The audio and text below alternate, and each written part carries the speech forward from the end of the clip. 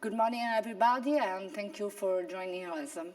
I introduce myself. My name is Roberta Gagliardi, Deputy Secretary of Confartigianato Lombardia, which is one of the most representative organizations of SMEs and craft businesses in Lombardy. It's an honor for me today to give away the agenda of this event, and I would like to thank Confartigianato and the partnership project of PMI NETWORK for this opportunity. Today with this event dedicated to the project PMI NETWORK, financed by a European framework, the aim of which is to enhance the technological and incremental innovation of SMEs. We would like to explore the role of digital technologies and in the development of the circular economy. We cannot deny that digitalization is taking place at a fast pace in all countries, and the pandemic is also accelerating digitalization in many levels, transforming the economies, societies, form of communication, jobs and necessary skills for workplace and everyday life. At the same time, the circular economy paradigm is becoming increasingly relevant and as more and more companies realize that the real value of and profitability of this new and more sustainable way of doing business. And it's important to highlight that that companies are not only big companies, but also and especially small and medium companies. And some data processed by the research department of Confartigianato Lombardia tell us that 75.5% of SMEs carry out activities in favor of environmental sustainability. And the predisposition for the implementation of one or more pro-circular operations, such as recycling, durability, and repairability, concern 31% of micro and small companies. Those data reflect the result of the support activity carried out for company with the PMI project, network project. And in that scenario, we cannot forget that the European Commission adopted the European Green Deal, a long strategy for a sustainable Europe, and in which the vision is a digitalized, sustainable society, and in which the plan, the several action plan, such as the new circular economy action plan, the biodiversity strategy, or the zero pollution action plan, draw up a large measure, instrument, and milestones that are always linked to the digital technologies. So it's clear that deep and rapid economic, environment, and social change are taking place, shaping the political, managerial, and academic discussion. And the enterprises, all sides of enterprises, are not excluded from this macro trend, and opportunity arise for two specific paradigms: namely circular economy and industry 4.0. And for this reason, today, all the different actors of the innovation ecosystem are in this webinar to discuss together how the use of digital technologies represent the major opportunity to scale up the circular economy into the companies, especially in the small and medium companies that, by the way, we know are the backbone of the Italian economy, and provide them an ideal idea of solution. But I think we have, at the same time, so we have the responsibility to face some risks that need to be carefully assessed in this development. And now, fortunately for you, my time is over. Yes, and I thank you for your attention. And before giving the floor to Mr. Tarabini, professor to Politecnico di Milano and project leader of the PMI NETWORK, who will act as moderator, I wish you have a nice event. Thank you very much, Roberta. Thank you very much.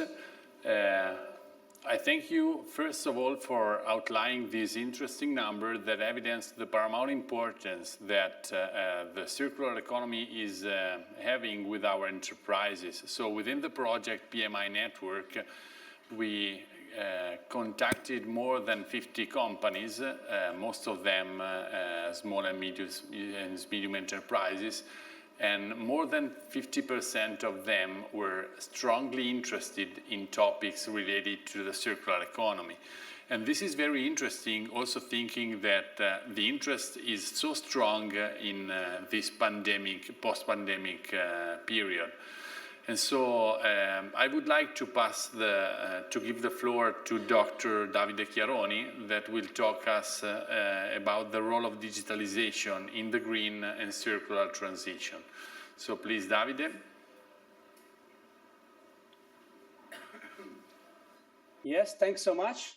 Thanks for inviting me. I'm very happy to be here and have the chance to share with you some reflections about the role of digital technologies in the green and circular transition. So I'm asking if it is possible to share my slides. Yes, thanks so much. So as I told you, I'm coming from Politecnico di Milano, Department of Management Engineering. So we are studying the phenomenon of the digitalization in green and circular transition. And I'm giving you some insights, also recalling some of the points that Roberta told us as well. If we go on the next slide, first of all, I want to share with you the vision of the European Commission for a zero climate impact European Union in 2050. So the company says there are the European Union says there are 7 main strategic pillars. You see 4 of them are highlighted here in red and deals with the green and circular economy, the energy efficiency, the use of renewables, the clean, safe and connected mobility, and of course, at the center of this strategy, there is the pillar about the circular economy, so the chance to reduce the use of resources in sustaining our demand. So getting cleaner energy and using less resources to sustain the demand. And you see on the right part of this picture, another very important pillar, which is the one of the digitalization of smart and interconnected devices. And we will be back to this point. So from a certain point of view, the European Union tells us we can't imagine our future without taking into consideration these pillars. And the reason is that, if we move to the next slide, we are designing a path towards 2050, which is quite clear and well shaped by intermediate steps.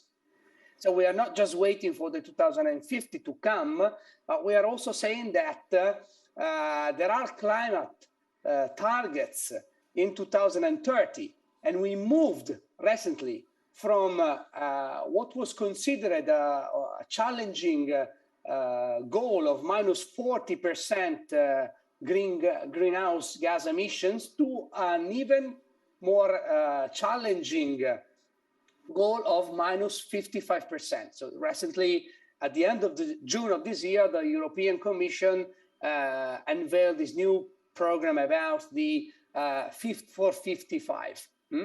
So the need for us to go even faster in the development of this decarbonized future. If we move to the next slide, I want to make you reflecting on the fact that this is not just Europe. So it's the IEA, the International European Agency, was popping up a very relevant document about the fact that we are getting rid of fossil fuels by 2040, or getting renewable surpass fossil fuel in 2040 at global level, even supporting the fact that we should stop all new oil and gas projects. And if you see on the right of the slides, the companies who are actually green companies dealing with electric vehicles, circular economy, recycling, reuse, so all those companies that are actually in the green and circular transitions are showing, despite the issue of pandemic, a value which is significantly higher than the one of non-green companies. So from a certain point of view, we have a kind of global environment which is pushing us towards this transition. And last but not least, if we move to the next slide, you know, in Italy, we have Piano Nazionale Ripresa e Resilienza, that is the Italian translation of the Next Generation EU program that takes around 60 billions of euros into investment dedicated to the ecological transition, including the green and circular transition. And by definition, these 60 billions are the largest part of the total program. So there is a clear focus on this, also from our national government. So it seems that everything works properly. But the point I would like to bring to this table with the next slide is that there is also a dark side of the moon. We are focusing so much on new installation, new equipments, but we are still often losing the perspective of the life cycle. So we are so much into the point of installing new and getting new products on the market, but what happens on the life cycle? And designing circular products or services for being reusable, remanufactured, recyclable. We are doing a lot in design for eggs practices, getting the preconditions for circularity to be in place. But if we look at the customers and how we keep our contact with the customer that will become the users of our resources, still we are missing a bit of that. And the customer side is still based on a linear model of I purchase things. And of course, we are still in the process of working on the pre-use more than on the use and post-use.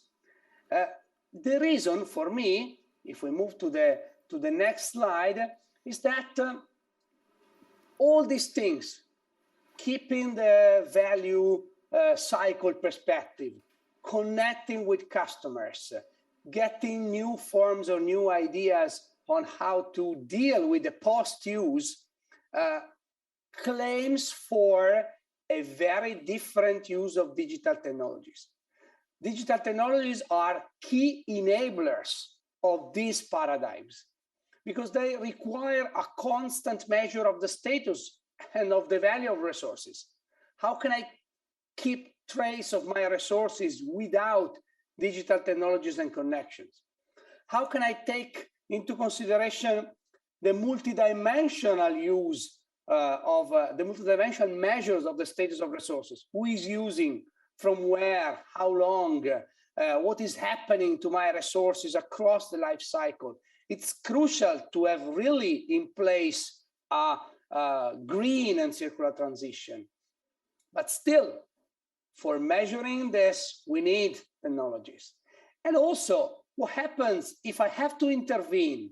What happens if my plant has to be let's say, managed in a different way? What happens if I have to intervene for maintaining the resources that are in the hands of the customer in a circular model? So all the actions taken or to be taken related to the resources are based on our ability to connect to them using digital technologies. The issue, let me say that very clearly with the next slide, the issue is not in the technology per se. We have the technologies we need. We have IoT, we have cyber physical systems, we have the interconnected virtual plant, we have big data and analytics, and we are progressing in this line in order to have the technologies that we need to enable those products and services. The problem, next slide please, the problem is that we are missing the business model for using that. We are missing, or let's say, we are still on the way of finding the business model for getting this system in place. How to truly interact with customers in order to get them on board in a circular system. How to connect with the other actors of the chain, the during use phase, how to connect with the maintenance provider, how to connect with the spare part providers, how to connect to the people who have to take the cycle and maybe loop and connect the resource with another industry, how to integrate this model in the revenue stream or my revenue model, who is paying for. You know that circular economy claims for a pay-per-use, pay-per-performance of the product. But again, it's easy to get the customer paying the product and then the relationship is over. It's much more complex to sustain a revenue stream where the customer every day or every month or every week, whatever is the timeline I got on the point, has the need to pay my services. I need to connect them, I need to check, I need to trace the payment and so on and so forth. And of course, there is innovation in behind. There is a point in time where I need to change, update, upgrade the technologies that are in the product. So also this pace of innovation related to the digital technologies, not just equipping them at the beginning, but how to make them really use in the time that makes sense. One last sentence, the last slide from my side. There is another dark side of the moon. Okay, it might see that the perspective I discussed is just for big companies. Okay, I'm controlling the whole life cycle. I'm getting new product, new services. I'm making the big investments in renewables, the big investments in infrastructures for mobility. No, it's different. Circular economy claims for local players to intervene at the customer premises, to maintain, to reuse, to remanufacture, to recollect. There is a lot to do with local network of small and medium players and local professionals to have this model in place. So our picture is that there is a huge opportunity, not just for large players, but also for small and medium players to get on board on this transition, finding their own place.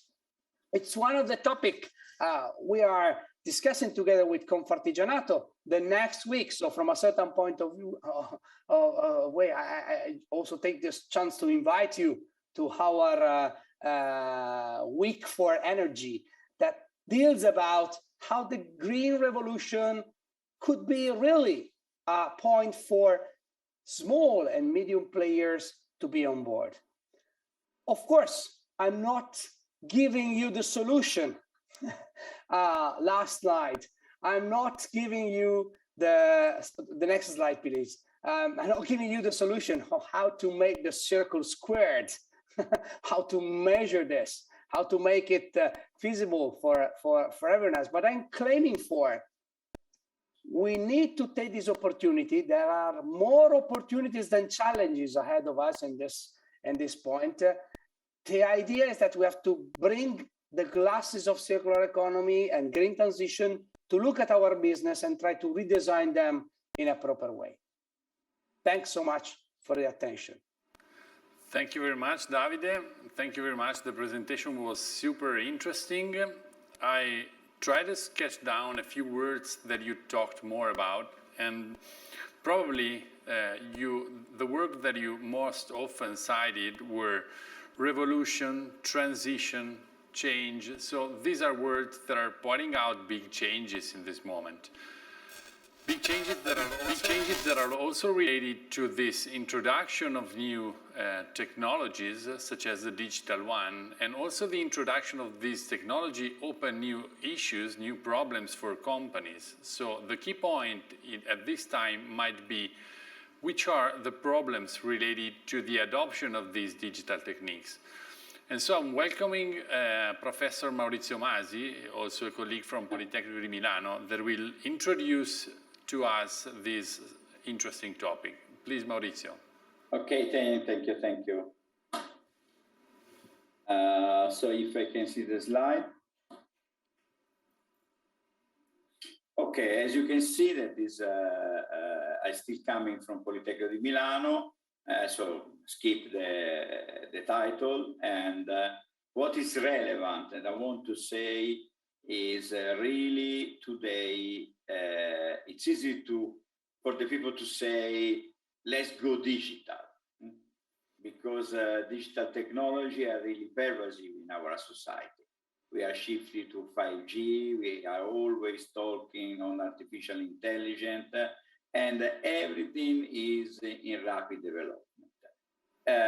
What we are planning to do using the artificial intelligence for mapping a geolocalization of any artifacts during their entire life cycle.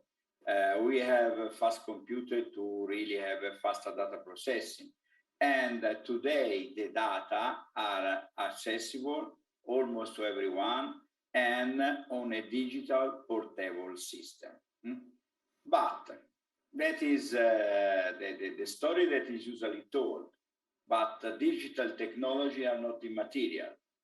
Because you need to have a sensor, you need to have servers, you store energy, store data, you need cable to connect different computers, different hotspots. And so you require at the end a sensible amount of energy.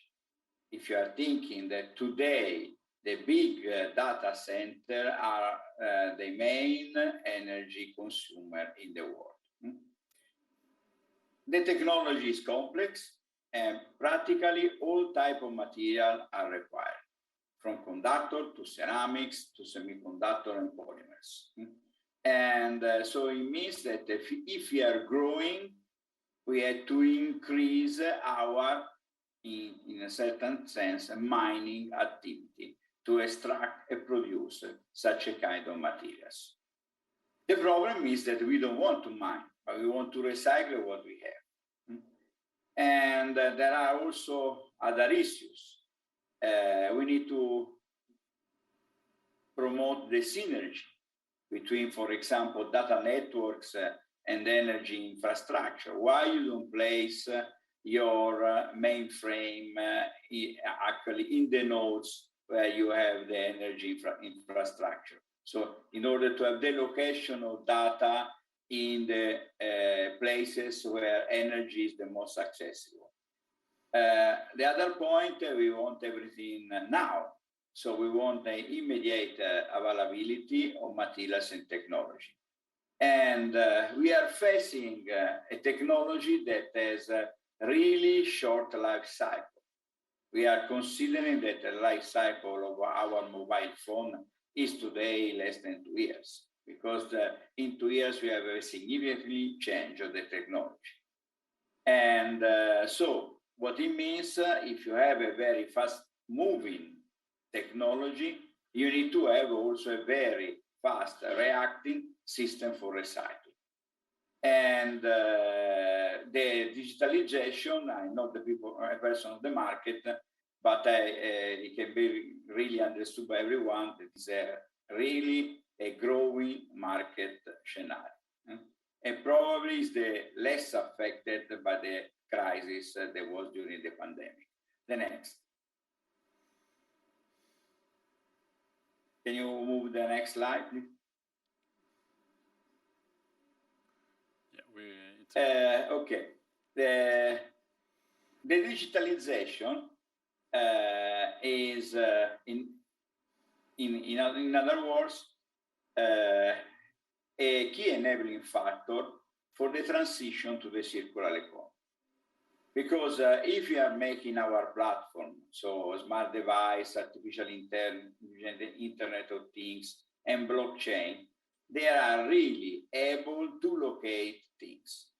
One of the major issues in recycling the materials is to have the knowledge where the waste material it is.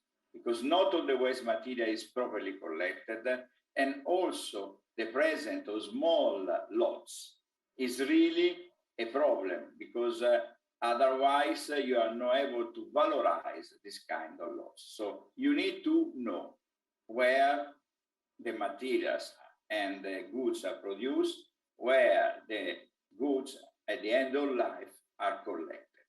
And you need to have that information accessible to all the post-processing people. The next, please. And the role of material is practically well stressed by the European Union. And the European Union practically was identified as a key enabled technology for the transition to 2050. So materials, because material involving anything from energy to storage, to whatever you want. So everything is done by something that we can hand in our hand, so materials. And unfortunately, the recycling process in such an almost growing market is not performing very well. Because if you consider that in Europe, only about 9% of the materials of all the manufacturing products that reach the end of their life are probably sent to recycle. And that is happening in the more consolidated sector, the materials, the metals, the glasses, the plastics. And we are only recently thinking about the recovery of materials from the digital and the energy supply chains. For example, the World Telecommunication Organization is calculating that only the 20% of the 44 million tons of electronic waste are recycled. And mainly the problem is because we have not a well-performing regulatory aspect. We have not well-organized the supply chains, and practically not all the government are defining policy that facilitate the recovery of the electronic waste. And from the chemical point of view, from a person that is working in process, you have to consider that the electronic waste has a really complex structure. For example, all are looking to gold. When I want to attract attention on these topics, I say that, for example, that in mobile phone you can find more or less 0.40 gram of gold per kilogram of mobile phone. And immediately you see the people that are the blinking in the eyes. But you have to consider that the metal are only a few parts. And the noble metal also a fraction of this few parts, because half of the story is plastics. So 50% of the casing is plastics. Then you have the metal, mainly copper, that is the remaining 30%. And then the 20% is the semiconductor, where inside the semiconductor you have the fraction of the precious material. So we are really looking to a very few, but if you want to recycle properly the electronic waste, you have to think to the entire category of materials. The next, please. In any case, the sector is a really valuable sector, and then as a growth that usually in the world is growing at 2 digits. Unfortunately, in Italy, the market is almost flat, because the Italian numbers show a growth 2-3% when the other are shown in 2 digits. And the digitalization, in any case, has a really significant impact in all the industrial sector, from energy to aerospace. Electronic and telecommunication is obvious. On the mobility, because now we are facing the crisis for the availability of cars that can be shipped to the dealers, for the simple problem that we don't have raw materials and we don't have enough semiconductor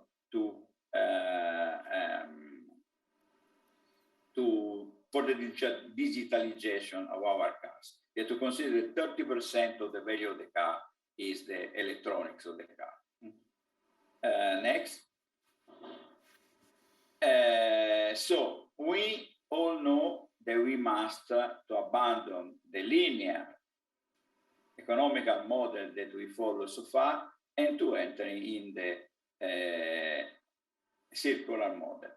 And the circular economy model is really helped by the digitalization, because you are able to disseminate, you are able to introduce best practice.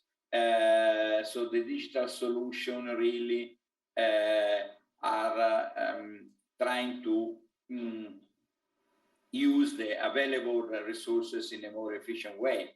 For example, we are moving to the sharing mobility, to the smart lighting, the building automation with all the domotics and so on, or our economy that is starting to be paperless. So substantially, we need to really make together all the production, the use, and the end of waste. Because we must today, it is mandatory to reuse all the raw materials that we have inside our devices at the end of life. And when the end of life is very short, like in all the digital equipments, we really need to have a very efficient system of collection. The next. And we are always say that Italy is not a nice country. We are always following the others, not in the sector of the electronic waste. Because practically we are one of the leading countries in Europe, and we already exceed the target of 65% for recollection of the electronic waste. And then that is, those are data that are coming from Danilo Bonato, that is the real expert in this field. You need to really construct in Italy other 5 new second-level recycling plants, and then can create 1,000 jobs and increase the turnover of 700 million euros. If we are looking to the 100% recycling plastic, and that is possible to the chemical recycle, then we have the savings of at least 1 million tons in the emissions. And we can generate practically 1.2 billion euros in turnover and 3,000 jobs if we are looking to the new way to consider the recycling, so the remanufacturing. So have devices that can be readjusted, refurbished, and then reintroduced in the market. So it's really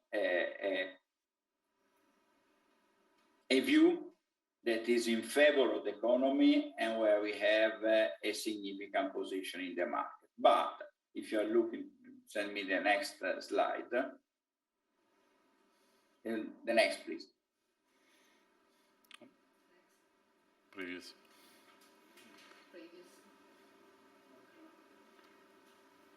Could you go back one? Yeah. That's fine. No, I don't see it. For my screen is still frozen to slide. We're at number 9. The number 1. Okay, 9. Okay, that is the end. And why we cannot improve?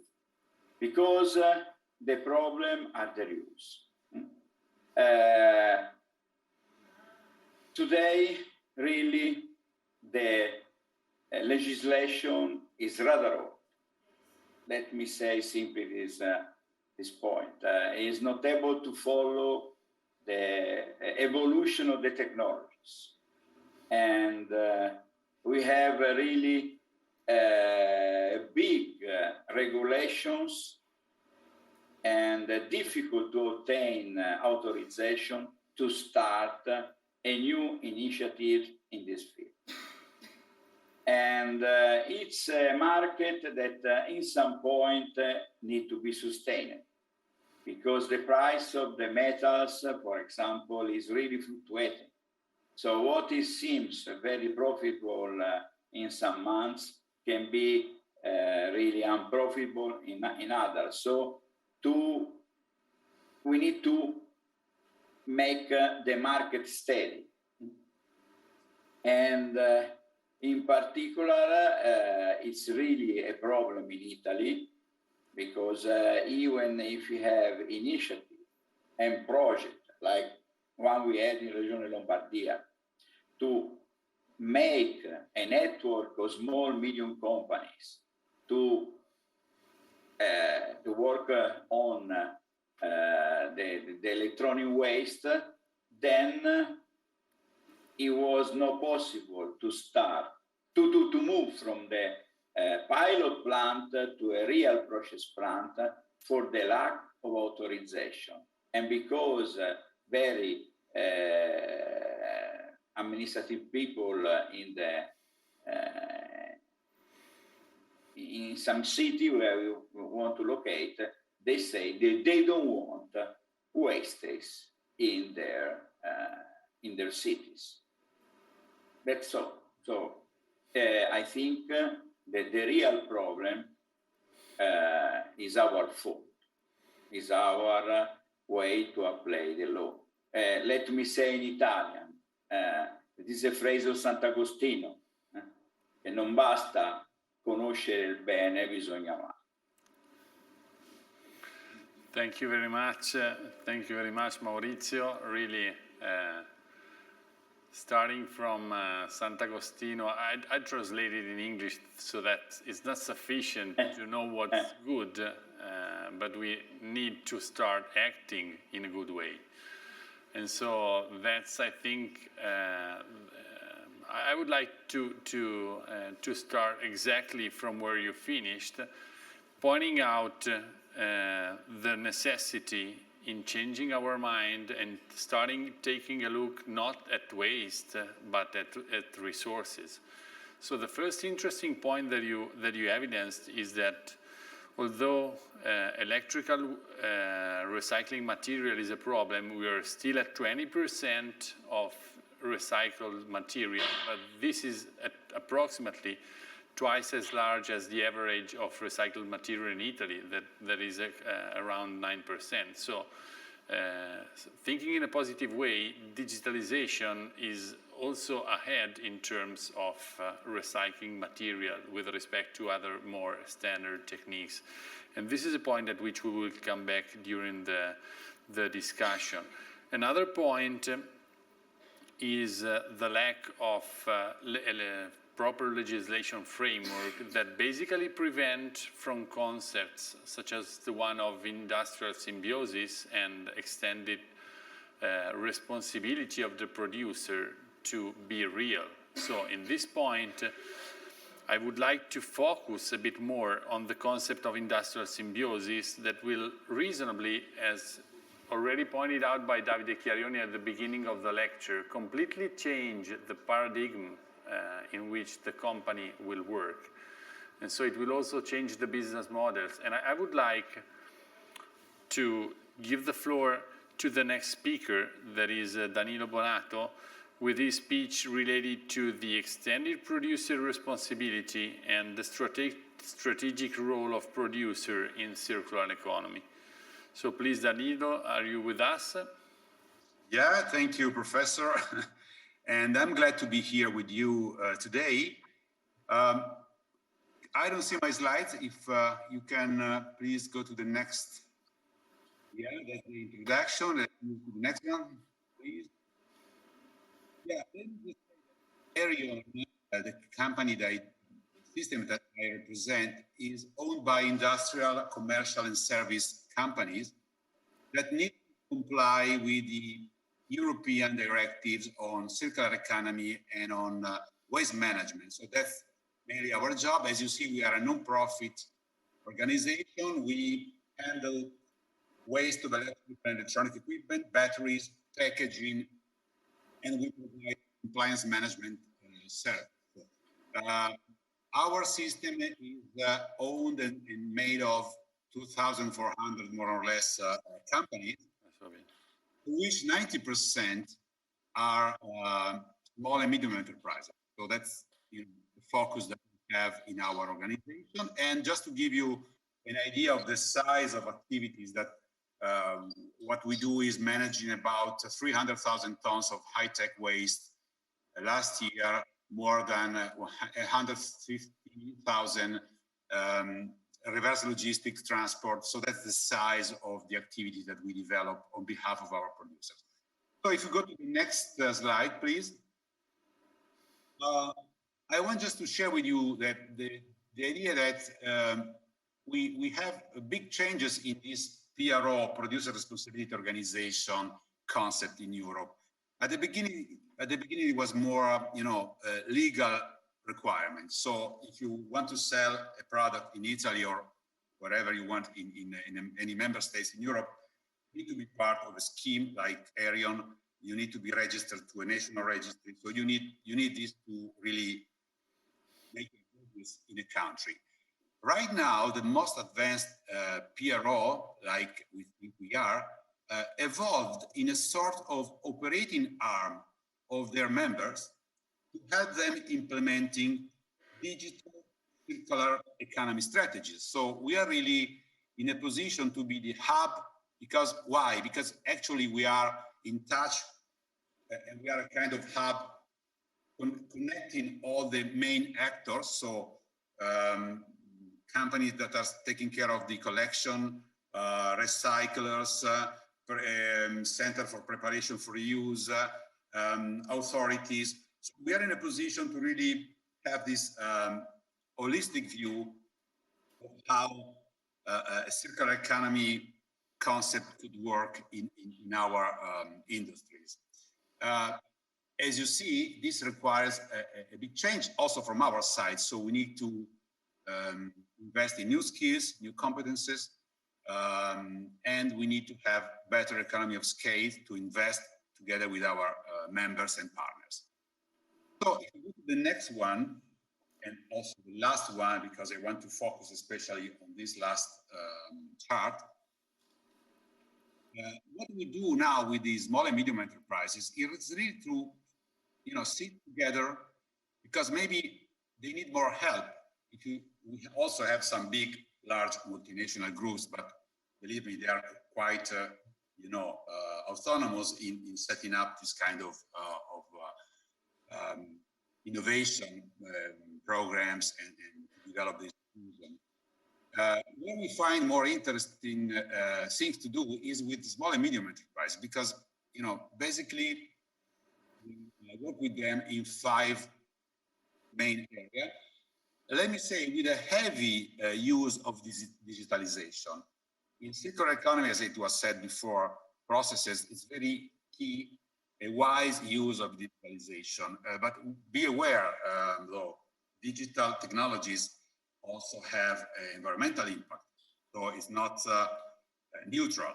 So we also need to be wise in implementing digitalization, taking care and measuring the impact on the ecosystems. So we need to consider that. So it's not just everything positive, we also have to balance in a life cycle approach. We need to introduce digitalization, but we need also to measure the impact of this. So what we do, we start from a cultural challenge that is really to work with entrepreneurs, management, high-level management, to make them understand that they already made some investments in the company, maybe with a primary focus on the financial return of the investment. But then you look at the investment that was made in logistics, in production, in engineering, and you show them and you discuss with them that this investment, they also have a positive impact on the environmental side. So the first thing to do is really look at what you are doing and maybe take a look at the environmental positive side of the investment that you have made. And once you are aware that you already are doing something good, and you start to measure it and to use it to create the awareness and to communicate maybe to the clients, to the public, then you start setting some targets. So you get involved and you start saying, okay, I'm doing this, I want to move forward, I want to set a target to even decrease even more my environmental footprint. So that's very powerful, that's very useful to do. Second point is, usually you meet these companies and waste is really an hassle. So we are here to sell new products, we are not here to take care of our waste of our old products. And that's wrong. Actually, that's a big business opportunity if you close the loop, if you start looking at where your products are ending up at the end of the life cycle. So how you can help your clients to get rid of the old products in a proper way, following the law, the environmental legislation, designing opportunities to take back some components or to recycle. So that's really something that is changing. And several companies, I would say, my personal experience the last couple of years, are really doing very, very good things here and developing interesting projects. Then point 3 is eco-design. We have beautiful companies, small and medium enterprises that are great in designing the products in terms of the design, looking at how beautiful is the product. But there is still a lack of understanding of the opportunity to make their products more recyclable, more durable, more trackable, to recover them, more repairable, or even the possibility to use some secondary raw materials coming from recycling process to put it in new products. And that's very powerful in terms of incentives that you can get from the European Commission and also the recognition from the market. So here is really to think about eco-design in a different perspective. And our added value is that we know how recycling process works. So we know what makes recycling better and easier. And so that's really an interaction we have with our members to try to support them in improving their practice in thinking and designing their products. Then it's really important to say that every day I see a new business model popping up. And it's completely different. This is disruptive. So it's something that changes the current rules. And keywords are this ownership. So consumers don't want to be the owner of the product anymore. They want to buy a service. So that's the servitization concept, the digitalization concept. So not easy, but it's nice to take a look at what's going on in how new value chains are created and which role a small and medium enterprise can play in a new value chain. And that's something that if you are smart, if you are fast, you can really take a look and see how your company can fit in a new value chain where new opportunities, new roles are available for the future, for a better growth, for a more sustainable growth of the company. And finally, just to conclude, I would say that the priority now, maybe we will talk about funding. So of course you need money to make investment, but it's not maybe, in many cases, not the priority one, I would say. Priority one is really execution. Even the ideas are there. Because the other speakers, they are professors, they know what could be done, what has to be done. So we know what we need to do, but now is a matter of executing the plan and have the company, the competencies in terms of managerial companies and the implementation and execution competence that you need to make it happen. So I think this is really important to have a further analysis of how to create in your companies the competence needed and how to probably find some help in terms of financial support. At the end of the day, and that's my conclusion, please remember that SMEs are really a key driver of the ecological transition that is, in my view, the strong and real priority that we have, because the big climate crisis that we are facing it's a big risk for our societies and our economy. So we need to do something. And circular economy and digitalization is part of the solution. But SMEs, especially in Italy, but not only in Italy, all over the world, are really a key driver to make the change possible. Thank you. Well, thank you very much. These 5 points should be printed everywhere, I think, and kept in mind, because again, I think that we're switching from the concept of problems to the concept of opportunities. So in any problem, in any period of big changes, these opportunities are the ones that can drive SMEs to success. So I think that I would start from the holistic approach that you pointed out in several occasions in your presentation. So we talked about economical, technological, and environmental problems that we have to face. And for sure, these are important problems, but we know that often SMEs have problems in finding the foundings for acting in specific processes. So I would start from you, Danilo. Within the project PMI Network, we saw that incentives are often a key parameter in order to have a successful process of innovation. So what about incentives in this field? I would start from Danilo Bonato, yeah. Sorry, I'm back because I just switched to the mic. So if we are talking about incentives, there are many ways to support and nudge companies to take this direction. They could be incentives looking at the how to motivate consumers to buy products made by secondary raw materials. So there are many ways to support companies.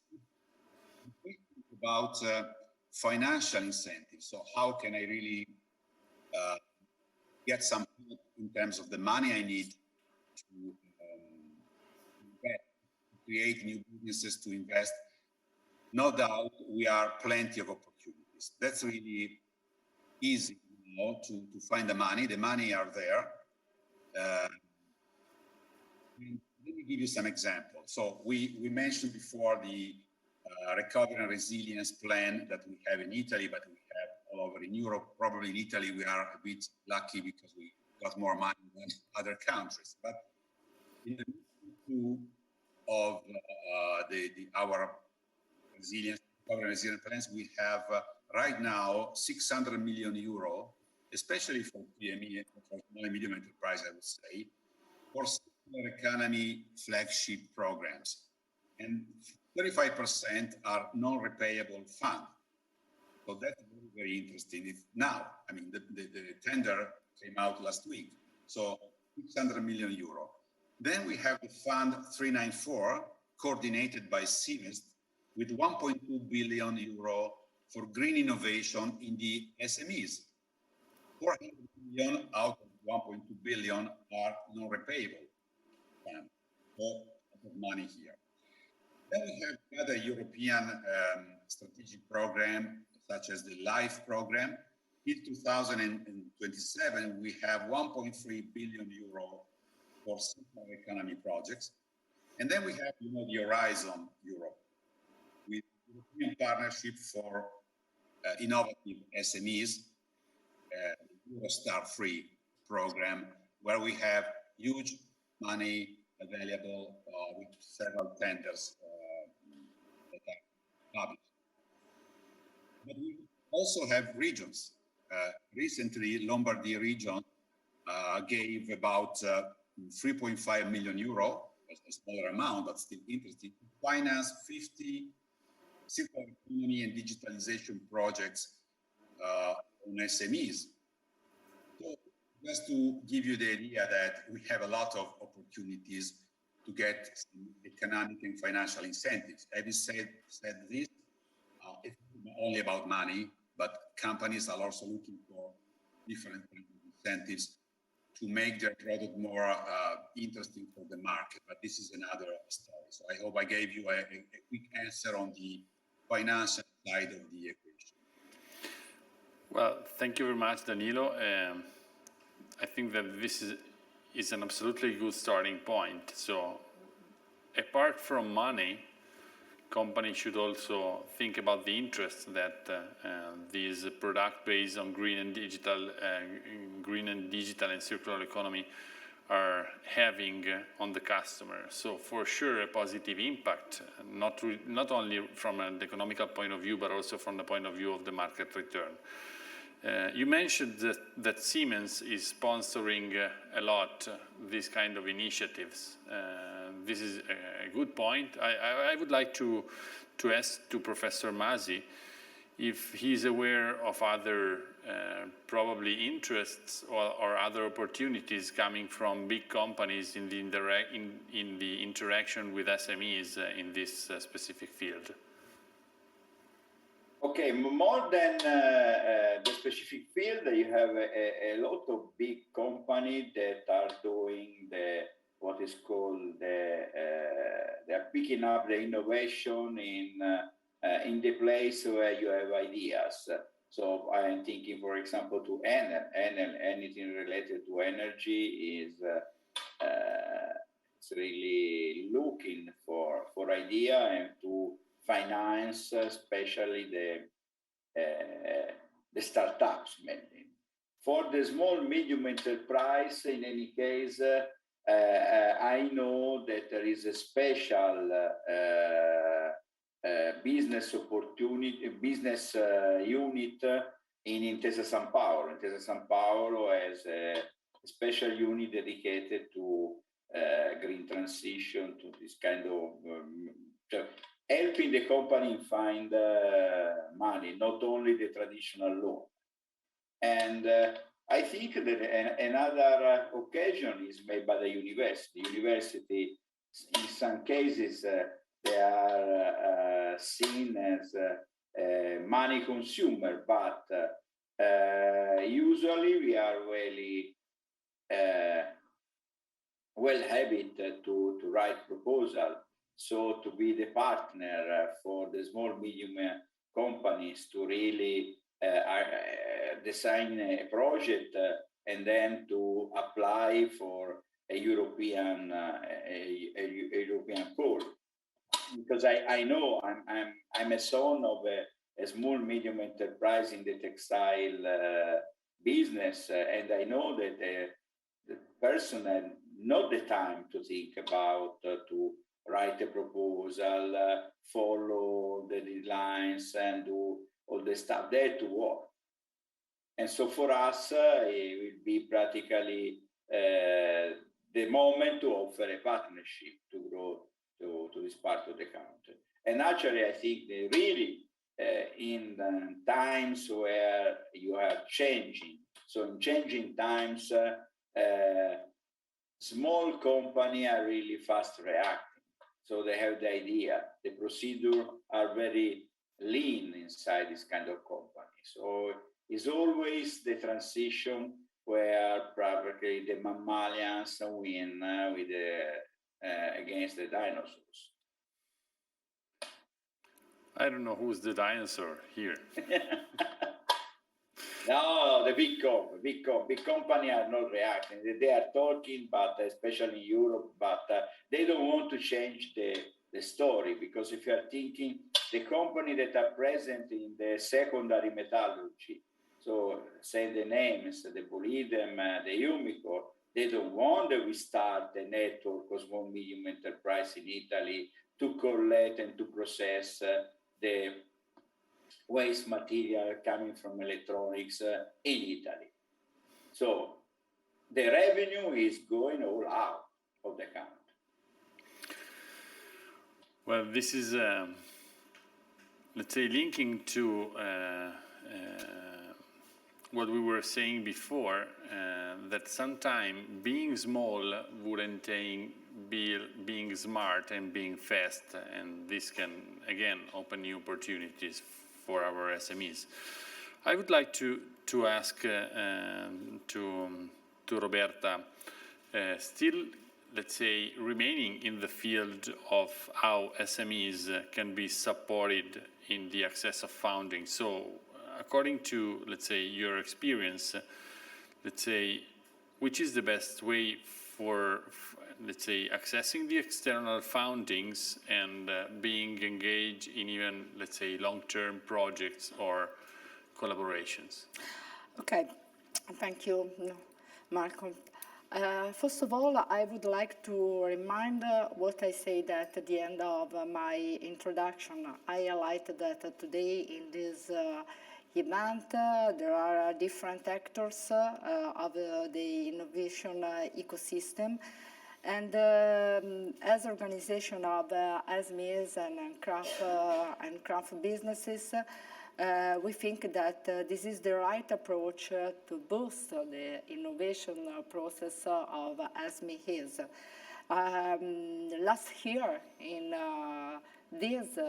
during the World Manufacturing Forum, we talk about the importance to create a strong innovation ecosystem together, involving association, university, and enterprise and company.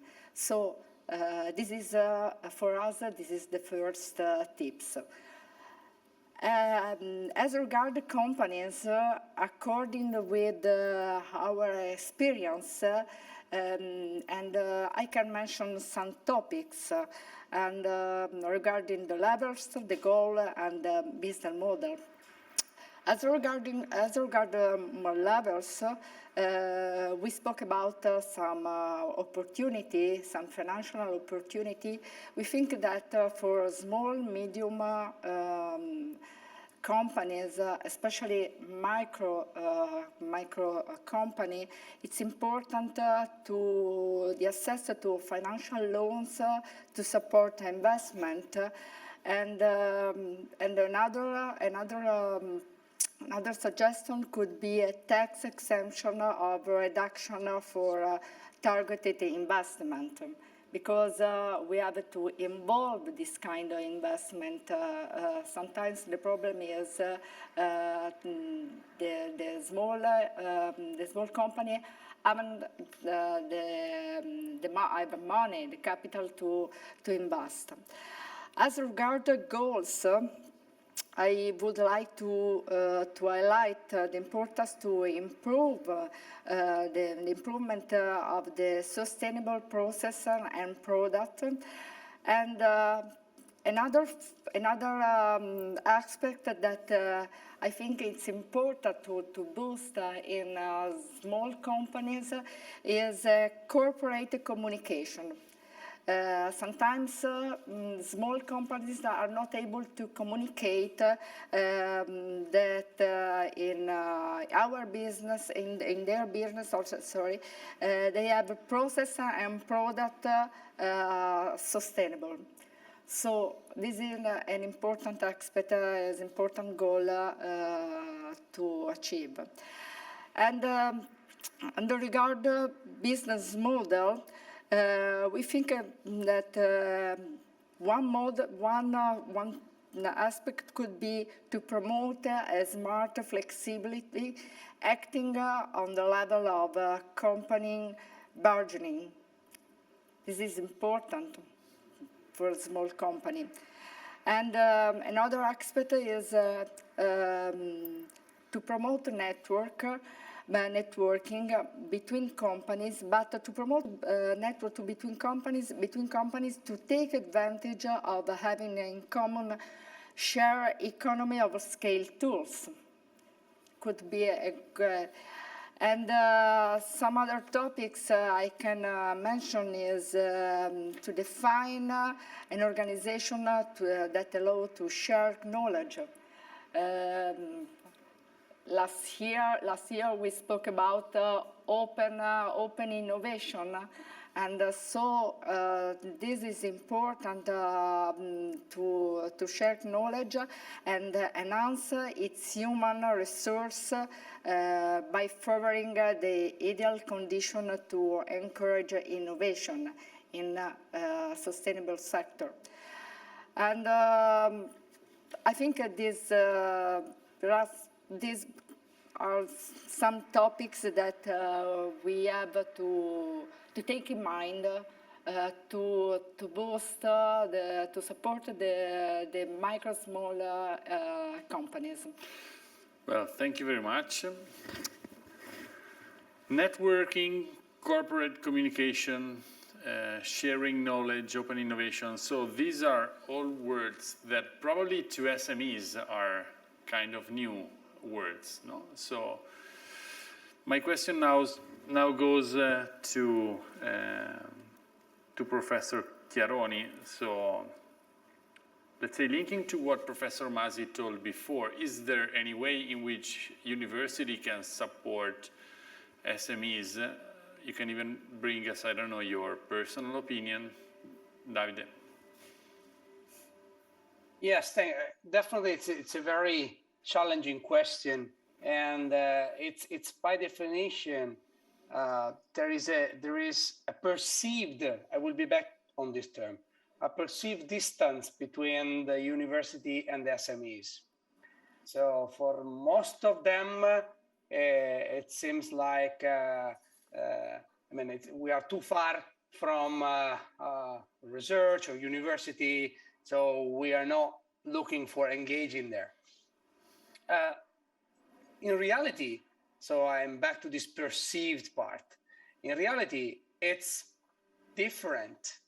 And I think that currently, universities, of course, I'm speaking first of all for Politecnico di Milano, but it's a more common understanding about the university system, at least in Italy, are much more open to collaborations with companies, and particularly with SMEs. And let me say for a couple of points that are actually going for that. One, we have an increasing number of students that are asking us to make their projects during classes or as a thesis or with companies. and they're really looking for interesting projects rather than just large companies. So this is something that actually it was not like that 5 or 6 years ago, but definitely it's a trend. So there are a lot of students that want to take their hands-on projects and willing to get more in contact with the real world of companies, and looking for companies willing to host them, letting them the chance to understand the market and so on and so forth. Of course, this goes also for large companies, but there is plenty of opportunities in terms of, there are thousands of students in our university, so there is plenty of room for this kind of collaboration. The second point is that increasingly, the structure of the university research is becoming a multiplayer structure. So we are moving from the big corporations stating a big, let's say, a large lab with the university for studying things, to a multiplayer lab or an open lab. The experience we had, for example, in Politecnico Milano, of the joint research platforms or joint research centers that in several cases are collecting different companies of different size around a topic where they think there is room for collaborating with the university.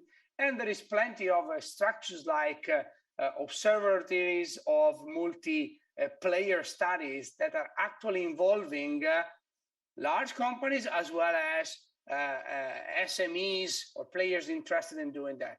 So I would say that it's much more open, the connection between the university and the SMEs. In several times, it just needs to knock at the door and get in for that. And also on this point, very last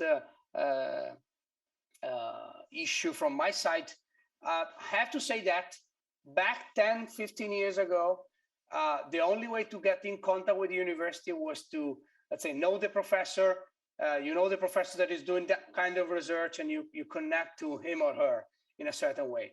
Now our universities are structured with a company engagement department that is there actually to help companies connecting with the right department, with the right professor, with the right research lab that is working on this specific task that is the request of the company. So there is also a kind of, like Roberta was telling, there's a kind of supporting environment, even in our institutions, in our organization, that is bringing more chances to connect than rather find the email of Maurizio or Davide and try to connect directly to them. And this is changed dramatically in the last, let's say, 5 to 6 years, and it's going to change and even go further in this direction in the next 5 to 6 years. So I'm quite optimistic about that. Well, thank you very much, Davide. It's pleasant that one of the topic of the last World Economic Forum in the last year, the intervention about the open innovation is somehow leading to some positive results, and this is the first nice thing to hear. I would like to conclude with Danilo, and I would like to hear, probably from a point of view that is not strictly academic. So, are you aware of any kind of driver that can ease the SMEs in investing in these, let's say, green economy circulation topics? Yeah, I try to answer, telling you from a pragmatic point of view, because I'm working with, from the field, I'm not coming from academia, but I think that my recommendation would be bring the company up to speed with green and circular economy. This should be written in the strategy plan as a priority of SME. So if I have entrepreneurs or single management in front of me, I would recommend to really get the management ready. top management ready to face this challenge. Challenge your current business models, even if they are good now, they work, but you challenge them because changes are happening fast, and the market will reward companies that effectively execute their circular economy strategy. So the market will be judged, and you understand that in 3-5 years from now, the landscape will be different. So you need to have the management time to invest, to understand how to position your company and use all the tools and leverage and all the opportunities that we have mentioned today, and other options, but we have time for. So my recommendation is please invest time and resources to prepare yourself for this challenge. Yeah, preparing yourself is crucial, no? Because nowadays probably a lot of this topic might be like something exotic for SMEs that are just focusing on the actual business, but what today might look as, let's say, a far future, tomorrow will be real. So today this might be, let's say, an additional thing. So let's say labeling ourselves as green might be something that is, I don't know, some kind of extra factor from being more competitive. But tomorrow, this would be a key factor for just being on the market. So we cannot think that this is a problem that will come to SMEs in 20 years. I would ask to conclude to Professor Masi and to Professor Chiarioni, probably first to Professor Masi, if you are aware of any, I don't know, a kind of best practice or let's say success story, something particular that you would like to tell us as, let's say, something that can enable, let's say, the cooperation in this kind of field. So if you can tell us, I don't know, up to you, which is the first thing on which an SME today has to concentrate on. If I can start, the really first step is not to be alone. In many cases, the SMEs, they are not talking with the others. You are part in real of an association. Try to do some basic research in an aggregate manner. When I was at MIT and then I started to really talk of the last millennium, because it was 1992, there was one cooperation of the companies in electronics, because I was working in electronics at that time. And there was the consortium Sematec. So there was involving the really big company. And they were developing together the basic research, and they were making the recipe for the new device that we should be produced in the market. Then any company starting from that public research, they were developing their own incremental research, they were changing the scale of production and so on. But they start from one product that they know is working. In this field, we don't need to have a very big breakthrough innovation. We are looking to, let's say, to new problems, but where we can use mature technologies. So it's easy to find a solution. We must really to place together the blocks, and that is it is what we can do. And for example, the project that we did with the Regione Lombardia was to really make together, so to keep together some companies that are coming from the galvanic, from the electrochemical industries. So you have small companies, each one is interested in one metal for their successive galvanic production. Because circular economy doesn't mean that you have to go back to the original ingot. Simply from the waste, you obtain a secondary raw material that is used by someone. And that is something that could be really done. So, for example, one extraction bath that is used from, can be collected from the electronic waste can be used partly from one company and then shipped to another. And here you are facing the problem for the authorization, because when you are thinking to waste, you start to have a lot of regulations. While if you are thinking to secondary raw material, will be completely different.